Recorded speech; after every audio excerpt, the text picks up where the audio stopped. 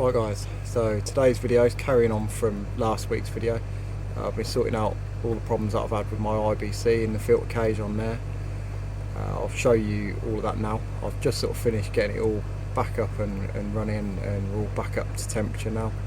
So I'll take you outside and show you the fish. They're all a little bit happier now anyway. And then I'll show you what I've been up to in the last week. So after having a week down to, I think they got down to 16.5 degrees or something, they're back up at 22 now, or 21.5 or something, so all happy again. Yeah, I'll show you what dogs are interested in the fish as well. They're going nuts. Yeah, I'll show you what I've been up to getting that sorted. Just also want to say that, hey, shush, shut up. Just also want to say that the koi food that I'm selling is back in stock now. I did say I wasn't going to do any more, but I had quite a lot of people ask, so I've got that back in stock now. If anybody wants it, check out the link below. And also I'm going to be going to the BKKS koi show in Coventry on the Sunday, so if any of you guys are going, make sure you come and say hi. My missus is off on her hen do, so I'll be going on my own, so I'll be wandering around on my own. So yeah, come and say hi if you're going to that. Anyway, I'll show you what I've been up to this week. So it seems I've knackered my temporary pump. If you remember that very bodged up temporary filter guard that I put on it. It's obviously been putting too much back pressure on the pump, and you know, all we're getting out of there is a trickle now compared to the flow it was putting out yesterday. That's annoying. I mean, it's still running, so it's, you know, hopefully still keeping the filters alive, but you know, that's meant to be 10,000 litres an hour, and I bet that's not even 1,000. You know, my hose pipe puts out more water than that. Yeah, it just shows you've got to be careful not to put too much back pressure on your pumps, because it obviously does knacker them. I'm a little bit annoyed about that, but it's the one off my original pond, so it's definitely not under warranty anymore, but oh well. You can see there's so much less, well, I don't know whether you will see it, so much less flow in the pond, because it's not sucking all the crap off the bottom. You see there's a lot of rubbish on the bottom this morning, and I never normally get any build up of rubbish on the bottom. My new little growing showfish from Adam Byer. Yeah, I never really normally get any rubbish on the bottom, because I've got, you know, a lot of flow going around the pond. You know, sort of this and the return I had at the bottom creates sort of a nice flow around the pond, and it stops anything settling. But with that reduced to just a trickle, all the crap's building up. But we're going to get all the pipework sorted today, so hopefully not too much longer. I'm not too much longer in the cold for you either, fishes. We'll get the heater on later, and we'll get you up to 23 degrees over the next couple of days. So I've just had some fittings arrive to try and fix my moving bed. I'm going to have to give it a few minutes though, because it is absolutely chucking it down out there.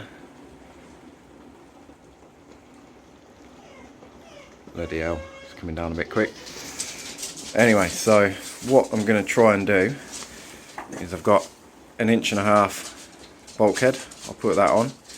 I'm not going to glue a bit of pipe in now. I've got a 2" to 1.5" reducer, which I'll put directly over that end of it. Straight onto this. So this is going to be my new filter cage. This, I just searched perforated tube on eBay. It's stainless steel, so that, you know, the holes on there are pretty small. That'll stop any of the media going through. Yeah, it should work really well. There's a lot more surface area for it to pull over, so hopefully it won't put any back pressure on the pump. I've got a little rubber boot on the end, and then I've also got a 4" end cap. I'll show you in a minute, but what I'm going to have to do is drop the water level in the IBC, so disconnect the inlet, whack this over it, because then I can get it up and running again. Because I didn't put a ball valve on that section of pipe, it's sort of the only way I can do it to keep all the filters running. But while we're waiting for the rain to stop, because it's really coming down, I've done a quick water test.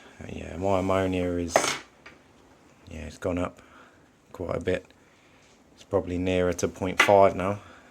I think that's mostly due to that pump stopping working. I'm not getting anywhere near the flow around the pond that I had before. Turn the auto feeder off. I won't feed them again today. I imagine that will come back down. I did test it yesterday and it was absolutely fine. So it just shows having that pump not pumping out the right amount of water is, yeah, screwed my parameters right up. So I'm in the filter shed, decided to just brave the weather. So what I need to do is get that tank connector put in just here to connect this up. Obviously this is full of water and I've got no isolation on this pipe here. So what I'm going to have to do, empty water out of here, well, out of the whole system. Can shut all the ball valves there. To drain the drum down till it's empty. Take this rubber boot off. I've got that 4-inch end cap, whack that on, and then I can get the drum back up and running just on the shower for now, and then we can do some work on this, and then I'll have to do the same thing again to take it off and reconnect up this pipe again afterwards. So let's get this drained and try and get it up and running. So because I pumped all the water out of that IBC, obviously it's gone into the pond, and it's overflowing the pond. It's literally just coming straight over the top of the window and down into that drain there. It's also coming down my overflow as well. Yeah, I mean obviously that tank holds quite a lot of water, so I've got to get it empty. Going down my overflow as well, but it's going a little bit too quick for it to handle. Filled up this tub as well. Yeah, I'll have to do a bit of a top up afterwards, but I've got to get the level below there just so I can take that rubber boot off without soaking the filter level floor. Once I've done that and got that 4-inch rubber boot on, I can get it back up and running again. But water level's going down in there, nearly there now. So the IBC is pretty much empty now. You can see that was the blanked off outlet, which I'm not using at the moment, but I may use at some point, do some sort of upflow, not decided yet. That's the cage that stops any K1 going back through to the drum. And yeah, so basically I've virtually emptied this IBC, so all of that water got pumped back out into the pond and then gone down the overflow because the pond's too full. So I've basically wasted about, you know, plus the water that's in the drum, a good 600 or 700 litres of water, but there's no real other way around it. I can unscrew this rubber boot now, put the 4-inch cap on, and I can let the water back into the drum and let that run. Obviously because I've lost a lot of water out of the pond, I should imagine I'll have to drop the probes, but at least I can run with the shower for now while I bugger about with this. Yeah, then we've got to try and get it up and running again. Right, so that rubber cap's on there. Drum's full of water again, and the shower pump is up and running. This is now empty, well, nearly empty. I've left a little bit of water in the bottom, sort of one to keep the K1 and all the media wet, and also because my wash pump for my drum, oh bloody hell, he fell over, takes its feed from the bottom of there, so the drum can still run as normal for now, just on the one pump. And I've got to get this cut and drilled, get that tank connector and the cage in there. I can get rid of this temporary pump, get rid of this monstrosity. So that filter cage on there, just sucking all the K1 into it, putting far too much back pressure on it, and I think that's what's knackered this pump. So hopefully we won't have any more problems after we've done this anyway. So we're all marked out where the tank connector needs to go. That level there is the lowest water level that it gets to before the drum triggers are cleaned, so the outlet's always going to be below the water level. That's going to go in there. I'm hoping I've marked that out in the right place. Put the dot where the point of this hole saw needs to go, because I've only got one attempt at this, because this pipe work is all, you know, there's not a lot of play in that, so if it doesn't line up, I'm pretty screwed. But hey ho, what's the worst that could happen? So there we go, no going back now. Just need to sand around the edges, see if it lines up. I mean, there's going to be a little bit of plastic swarf end up in there, but there's not really anything I can do to avoid that. But you know, go around the filters once and then it'll be gone. But right, sand that up, get the tank connector in, and fingers crossed that lines up with that hole. So tank connector's in, and as you can see, it's not in the right place, but there is a little bit of flex in it, a tiny bit. So I think I'm going to get away with that. Get a little tiny bit of pipe cut and glued in there.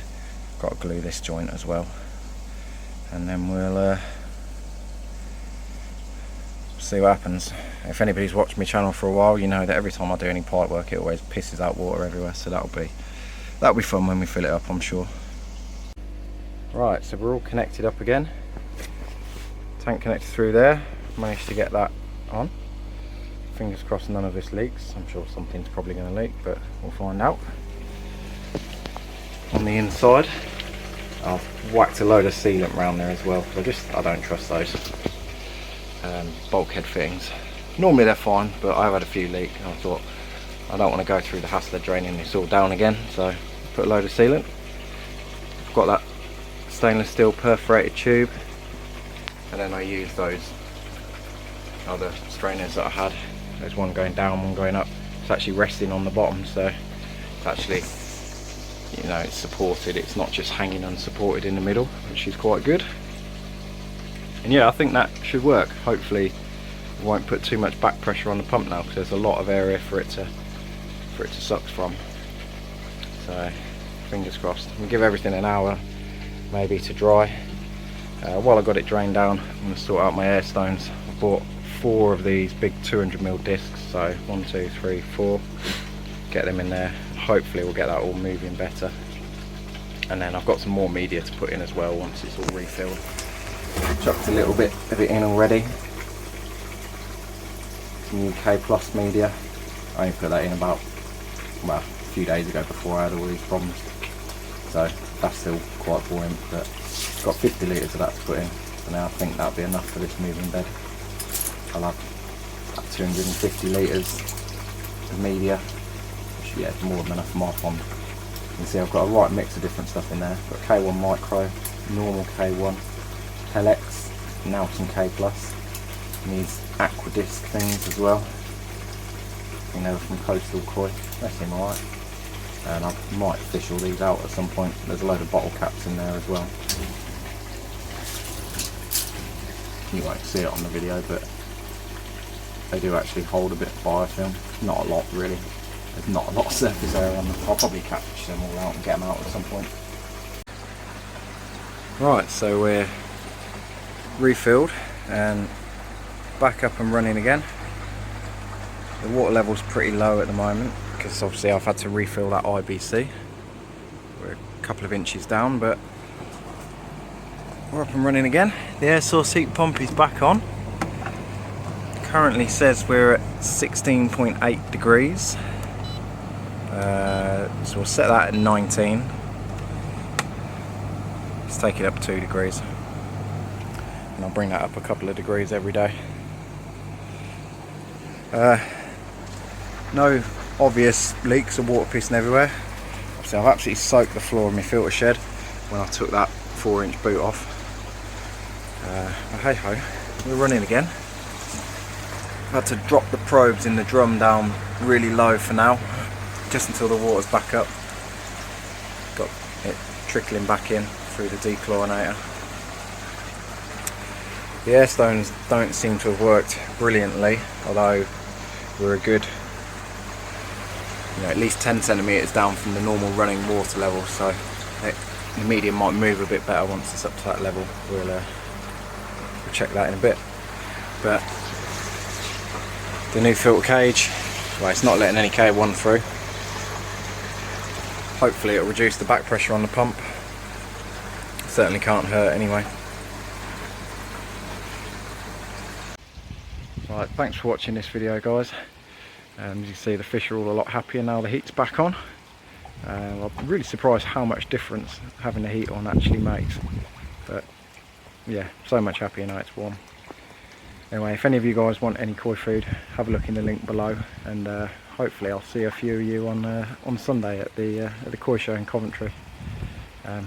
Hopefully, yeah, come and say hi if you see me.